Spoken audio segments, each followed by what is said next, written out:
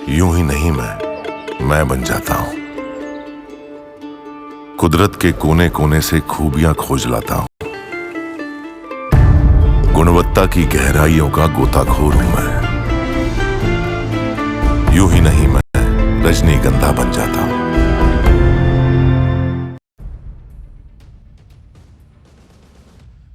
उत्तर प्रदेश में गजब की राजनीति चल रही है। लोकसभा चुनाव के बाद इंडी गठबंधन इतने जोश में था, लेकिन अब जोश धीरे धीरे ठंडा पड़ता दिख रहा है।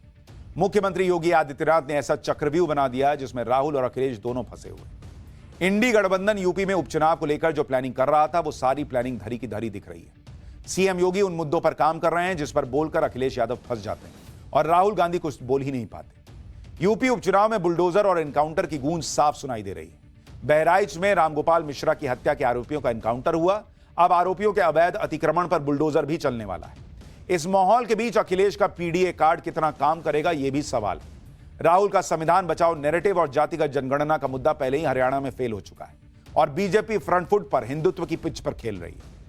बहराइच की घटना में क्या अपडेट है वो आपको बताऊंगा और यह भी बताऊंगा कि कैसे बहराइच के मामले में इंडी गठबंधन फंस गया। लेकिन पहले इंडी गठबंधन के अंदर चल रही उठापटक के बारे में सुनिए। यूपी में उपचुनाव की तारीखों का ऐलान हो गया है। मिल्कीपुर को छोड़कर 9 सीटों पर बाइपोल है। इन 10 सीटों पर टिकट बंटवारे को लेकर कांग्रेस और समाजवादी पार्टी में बहुत दिनों से चर्चा चल रही थी। फिर पता चला कि चुनाव तो 9 पर ही है। कांग्रेस को उम्मीद थी कि हरियाणा चुनाव जीतने के बाद वो अखिलेश से अपनी शर्तों पर सीट मांगेंगे, लेकिन हरियाणा तो हार गए। अब नतीजा यह हुआ कि यूपी में कांग्रेस की राजनीतिक हैसियत घट गई। पहले भी कोई बहुत तूफानी नहीं थी, लेकिन अब और घट गई। कांग्रेस पहले उपचुनाव में 5 सीट मांग रही थी। अखिलेश यादव ने कांग्रेस को 2 सीट दी है। कांग्रेस जो मांग रही थी वो भी अखिलेश यादव ने नहीं दिया। मतलब एक तो दे ही 2 सीट रहे और वो भी कांग्रेस की पसंद का नहीं दे रहे हैं अखिलेश यादव। मतलब एकदम लाइन पे ला दिए हैं कि भाई जितना है उतना ना लोगे, कुछ भी। अखिलेश यादव पहले ही कह चुके हैं कि वो समाजवादी पार्टी को राष्ट्रीय पार्टी बनाना चाहते हैं। अखिलेश के सपने को पूरा करने में कांग्रेस कोई मदद ही नहीं कर रही। अखिलेश ने भी दिखा दिया कि यूपी में कांग्रेस की क्या हैसियत है। लोकसभा चुनाव के बाद से ही कांग्रेस ऐसे हवा में उड़ रही थी जैसे चुनाव ही जीत लिया। कांग्रेस को उम्मीद थी कि यूपी उपचुनाव में अखिलेश के साथ बराबरी की डील होगी, लेकिन अखिलेश यादव भी कांग्रेस के रवैये से बहुत खुश नहीं दिख रहे। अखिलेश मीडिया में तो कुछ नहीं बोल रहे थे, लेकिन अंदर ही अंदर उनकी तैयारी चल रही थी। कांग्रेस से बिना चर्चा किए कहा गया कि 9 अक्टूबर को अखिलेश ने 6 सीटों पर कैंडिडेट घोषित कर दिए। उसी समय साफ हो गया था कि कांग्रेस जितनी सीटें मांग रही थी उतनी उसे मिलने वाली है नहीं। बाकी जो 4 सीटें बची थी उस पर कांग्रेस ने दावा ठोकना शुरू किया, लेकिन अखिलेश ने उस दावे पर भी पानी फेर दिया। आप खुद देखिए, अखिलेश ने पहले 6 सीटों पर उम्मीदवार उतारे, कांग्रेस के सामने 4 सीटों का विकल्प बचा। फिर अखिलेश ने 7वीं सीट पर भी कैंडिडेट उतार दिया। अब कांग्रेस के पास 3 सीटें बची थी, लेकिन चुनाव ही 9 पर हो रहा है तो वो भी घट के 2 हो गई। तो अखिलेश ने कांग्रेस को कहा कि ये 2 बचा है बॉस, ले लो। और इसमें गाजियाबाद और अलीगढ़ की खैर सीट कांग्रेस को दे दी। ये दोनों ही सीटें लंबे समय से बीजेपी के पास रही हैं। यानी अखिलेश ने कांग्रेस को 2 मुश्किल से सीटें दे दी। भाई उनको पता है अखिलेश यादव को कि कांग्रेस पार्टी यूपी में लोकसभा में सीटें लाई तो अखिलेश यादव की पार्टी के कंधे पे बैठ के लाई। उसके बाद राहुल गांधी को पूरे सोशल मीडिया में हीरो बता दिया। अखिलेश यादव साइड हो गए या कर दिए गए। अब अखिलेश यादव ने कहा कि एक काम करो, बहुत हीरो हैं अगर आप लोग कांग्रेस वाले, तो आप लोग कंधे से उतरो, अब बीजेपी से 1 to 1 फाइट करो जहां पे बीजेपी स्ट्रांग है, तब ना मानेंगे कि हराए बीजेपी को। अखिलेश ने कांग्रेस को गाजियाबाद और खैर सीट देकर एक तरह से चुनौती दी कि जाओ बीजेपी के गढ़ में ये दोनों सीटें जीत के दिखाओ, फिर आना बात करने। ये दोनों ही सीटें कांग्रेस ही नहीं बल्कि समाजवादी पार्टी के लिए भी टफ सीटें। आप देखिए कि गाजियाबाद से कांग्रेस आखिरी बार 2002 में जीती थी। समाजवादी पार्टी तो सिर्फ एक बार ही यहां से जीत पाई है। 2017 से गाजियाबाद सीट पर बीजेपी जीत रही है। इसी तरह खैर सीट पर आखिरी बार कांग्रेस 1980 में जीती थी। समाजवादी पार्टी का तो यहां खाता तक नहीं खुल पाया है। बीजेपी खैर सीट पर 4 बार विधानसभा चुनाव जीत चुकी है। 2017 से खैर विधानसभा सीट बीजेपी के पास है। यानी यह हालत वैसे हो गई कि कांग्रेस कह रही थी कि हमको बैटिंग चाहिए, और जैसे ही बॉलिंग पे बुमराह आया तो कहा गया कि जाओ तुम बैटिंग करो। अब कांग्रेस कह रही है बुमराह कैसे खेलेंगे, वो तो हम खेल ही नहीं पाते। तो अखिलेश यादव कह रहे तो खेल के दिखाओ, मारो सेंचुरी। यानी हारी हुई 2 सीटें अखिलेश यादव ने कांग्रेस को दे दी, और इन सीटों पर चुनाव लड़कर कांग्रेस क्या ही हासिल करेगी ये खुद कांग्रेस को समझ में आ रहा है। कांग्रेस को मुश्किल सीटें देकर अखिलेश अपने हिस्से की सीटों पर कैंडिडेट उतारे जा रहे हैं। अभी तक अखिलेश यादव ने 7 सीटों पर कैंडिडेट उतार दिए हैं, जिनमें मैनपुरी की करहल सीट से तेज प्रताप यादव, कानपुर की सीसामऊ सीट से नसीम सोलंकी, अयोध्या की मिल्कीपुर सीट से अजीत प्रसाद, अंबेडकर नगर की कटेरी सीट से शोभावती वर्मा, प्रयागराज की फूलपुर सीट से मुस्तफा सिद्दीकी, मुजफ्फरनगर की मीरापुर सीट से सुंबुल राणा, मिर्जापुर की मझवा सीट से डॉक्टर ज्योति बिंद को टिकट दिया गया है। इसमें मीरापुर सीट से कैंडिडेट का ऐलान तो आज ही किया गया। सुंबुल राणा बीएसपी के कोऑर्डिनेटर मुनकाद अली की बेटी और समाजवादी पार्टी के पूर्व सांसद कादिर राणा की बहू हैं और वो पहली बार चुनाव लड़ रही हैं। अखिलेश यादव ने कैंडिडेट्स का ऐलान किया तो बीजेपी को मौका मिल गया हमला करने का। बीजेपी ने अखिलेश यादव पर परिवारवाद का आरोप लगा दिया। करहल से तेज प्रताप यादव को टिकट दिया गया, जो अखिलेश यादव के भतीजे हैं। तेज प्रताप यादव के लिए तो नॉमिनेशन फॉर्म भी खरीद लिया गया है। वहीं मीरापुर से पूर्व सांसद की बहू को टिकट मिला है। सीसामऊ से इरफान सोलंकी की पत्नी को टिकट मिला है। नसीम सोलंकी को टिकट दिया गया है। इसी पर यूपी के डिप्टी सीएम केशव प्रसाद मौर्य ने अखिलेश पर तंज कसा। केशव प्रसाद मौर्य ने कहा कि जातिवाद और परिवारवाद तुष्टीकरण के प्रतीक है। सपा बहादुर श्री अखिलेश यादव तीनों चीजें उनमें कूट कूट कर भरी हैं। भाजपा ही वर्तमान, भाजपा ही भविष्य। कहने के लिए कांग्रेस और समाजवादी पार्टी में सीट शेयरिंग हो गई और दोनों ही दल दावा भी कर रहे हैं कि मिलकर चुनाव लड़ेंगे, लेकिन सीटों के बंटवारे से ही साफ हो जा रहा है कि अखिलेश की मंशा क्या थी। दूसरी तरफ बीजेपी की तैयारियां नेक्स्ट लेवल पर है। बीजेपी हर सीट के लिए विनिंग कैंडिडेट की तलाश कर रही है। इसके लिए लगातार उम्मीदवारों की स्क्रीनिंग चल रही है। सूत्रों के मुताबिक यूपी बीजेपी ने संभावित कैंडिडेट्स की लिस्ट केंद्रीय चुनाव समिति को भेज दी है और वहां से हरी झंडी मिलने के बाद उम्मीदवारों का ऐलान होगा। बीजेपी की संभावित लिस्ट में किस किस का नाम है वो भी आपको बताता हूं। गाजियाबाद से संजीव शर्मा के नाम की चर्चा चल रही है।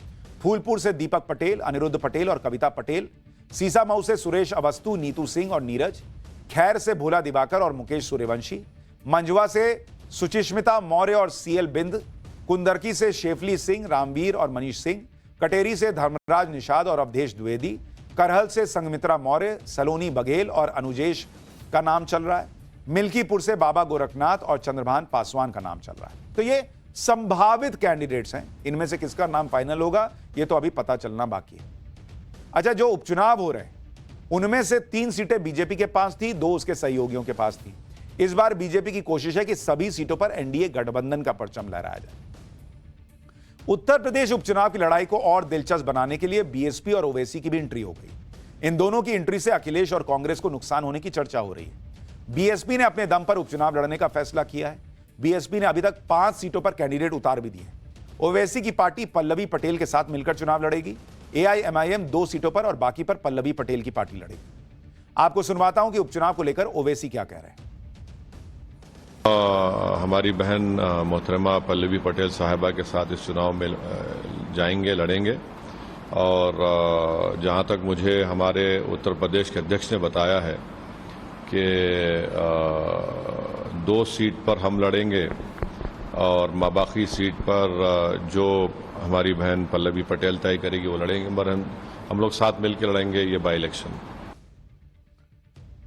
कुल मिलाकर उपचुनाव में अखिलेश यादव और कांग्रेस की मुश्किल बढ़ती जा रही है। अखिलेश यादव खुद अपने लिए मुश्किल खड़ी कर रहे हैं, अगर यह कहा जाए तो गलत नहीं होगा, क्योंकि अखिलेश यादव पीडीए के समीकरण को साधने के लिए यूपी की कानून व्यवस्था पर सवाल उठा रहे हैं। एनकाउंटर को गलत बता रहे हैं। सुल्तानपुर से लेकर बहराइच तक अपराधियों के एनकाउंटर पर अखिलेश का रुख अपराधियों के पक्ष में ही दिखाई दिया है। अगर पिछले कुछ समय से अखिलेश और समाजवादी पार्टी का हाल देखें तो अखिलेश ने सुल्तानपुर एनकाउंटर पर सवाल उठाए थे। अखिलेश ने मंगेश यादव के एनकाउंटर को हत्या बताया था। बहराइच एनकाउंटर को अखिलेश ने सरकार की नाकामी बताया।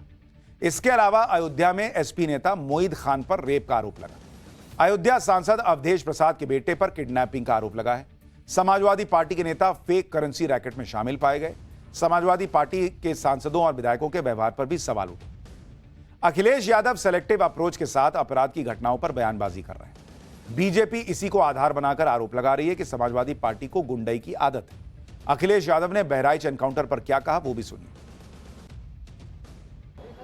सरकार अपनी नाकामी छिपाने के लिए एनकाउंटर कर रही है। एनकाउंटर नई परिभाषा में हाफ एनकाउंटर, और फिर ये एनकाउंटर हाफ एनकाउंटर ये डराने के लिए हैं। आप मुझसे ना नाम बताते ना कुछ बताते तब भी मैं कह सकता था कि एनकाउंटर किसका किया इन्होंने। मुख्यमंत्री जी से जो मिलाया हो उसे क्या मुआवजा, क्या नौकरी की बात करें हम। अच्छा बताइए, मुख्यमंत्री जी के साथ जो 2 घंटे वक्त गुजारा हो, उन्हें तो सरकारी नौकरी देनी चाहिए। और फिर जो फेक एनकाउंटर में निकलेंगे उनको क्या नौकरी देंगे क्या ये? अखिलेश यादव आरोपियों के एनकाउंटर पर सवाल उठाते हैं, लेकिन रामगोपाल मिश्रा की मौत पर उसी सख्ती से नहीं बोलते। क्या इसकी वजह यह है कि आरोपी अखिलेश के पीडीए यानी पिछड़ा, दलित और अल्पसंख्यक समाज से आते हैं, जबकि यूपी में योगी सरकार का क्लियर फंडा है, जो भी गलती करेगा वो बचेगा नहीं, चाहे वो किसी भी धर्म जाति का हो। इसी जीरो टॉलरेंस की नीति की वजह से यूपी में अपराधियों को सजा मिल रही है और इसी नीति का इस्तेमाल बहराइच में भी हो रहा है। बहराइच में हिंसा हुई, रामगोपाल मिश्रा की मौत हुई और उसके बाद आज पहला जुमा था। फिर से हिंसा की आशंका को देखते हुए सरकार ने तगड़े बंदोबस्त किए। मस्जिदों के बाहर पुलिस तैनात थी, ड्रोन से निगरानी रखी जा रही है। इसी सख्ती की वजह से आज कोई हल्ला हंगामा हो ही नहीं पाया। बहराइच में रामगोपाल मिश्रा की हत्या के आरोपियों के खिलाफ किस तरह से एक्शन लिया जा रहा है वो भी देखिए। आरोपियों को एनकाउंटर में गोली लगी, वो जेल में है। अब बहराइच में बुलडोजर चलाने की भी तैयारी। बहराइच में बड़े पैमाने पर अतिक्रमण हुआ है और इसमें रामगोपाल हत्याकांड के आरोपी भी शामिल हैं। अब पीडब्ल्यूडी अवैध अतिक्रमण को चिन्हित कर रहा है। जितने भी इल्लीगल कंस्ट्रक्शन है उन पर मार्किंग की जा रही है और बहुत जल्द नियमों के मुताबिक अतिक्रमण हटाने के लिए बुलडोजर एक्शन भी होगा। तो अभी एनकाउंटर पे हंगामा मचा है, फिर जब बुलडोजर चलेगा तब भी छाती पीटी जाएगी, लेकिन वो तो चलेगा क्योंकि योगी आदित्यनाथ की सरकार में जो हिसाब है वो क्लियर है। देखिए बहराइच से एक रिपोर्ट। पीडब्ल्यूडी डिपार्टमेंट ने इस इंक्रोचमेंट को हटाने की कवायद 1 महीने पहले शुरू कराई थी और उसके चिन्हीकरण किया गया था और उसी का निशान यहां पर मौजूद है। मतलब लगभग 8 से 10 फुट जो सड़क का हिस्सा होता है उस पर लोगों ने अपना कब्जा कर लिया है। कुछ ने चबूतरा बना लिया और कुछ ने यहां पर पक्के कंस्ट्रक्शन करके दुकान आगे बढ़ा ली है। अब जिला प्रशासन इसकी जांच करवा रहा है और जांच के बाद रोड को चौड़ा करने के लिए जो बुलडोजर का एक्शन लिया जाता रहा है, निर्धारित नियमों का पालन करते हुए उस देखिए, क्राइम कंट्रोल के लिए सीएम योगी की जीरो टॉलरेंस पॉलिसी। अपराधियों के खिलाफ एक्शन लेने के लिए यूपी पुलिस को छूट है। अखिलेश यादव एनकाउंटर और बुलडोजर एक्शन पर सवाल उठाते हैं। पुलिस अपनी मर्जी से एनकाउंटर नहीं करती, कई बार हालात ऐसे बन जाते हैं जब गोली चलानी पड़ती है और इसी जीरो टॉलरेंस पॉलिसी का असर है कि यूपी में अपराधियों के खिलाफ तेजी से कार्रवाई हो रही है। मैं आपको कुछ आंकड़े बताता हूं। यूपी में पिछले 7 साल में 210 बदमाशों के एनकाउंटर हुए जिनमें वो मारे गए। राज्य के 69 चिन्हित माफिया गिरोह की कमर तोड़ी गई। माफिया के खिलाफ 42 मामलों में 29 में सजा दिलाई गई। पिछले 7.5 साल में 81,196 से ज्यादा अपराधियों को सजा हुई है। 54 को फांसी, 3,125 को उम्र कैद की सजा दिलाई गई। 9,076 अपराधियों को 10 साल से ज्यादा की सजा हुई। महिला अपराध के 28,700 अपराधियों को सजा हुई। रेप और दूसरे गंभीर अपराधों में 16,565 अपराधियों को सजा दिलाई गई। इसमें 9 को फांसी और 1,720 को उम्र कैद की सजा हुई। और ये आंकड़े अगस्त 2024 तक के हैं जो यूपी सरकार की तरफ से जारी हुए। अपराधियों को सिर्फ पकड़ा नहीं जा रहा बल्कि सजा दिलाने का रेट यानी कन्विक्शन रेट भी अच्छा है। और अगर मामला फेक होता, झूठा होता तो कन्विक्शन ना हो रही होती। अदालतों में मामले चल रहे हैं और सजा पे सजा हो रही है। इसका मतलब योगी मॉडल सिर्फ एनकाउंटर नहीं करता बल्कि अपराधियों पर लगाम लगाता है, उन्हें सजा भी दिलवाता है।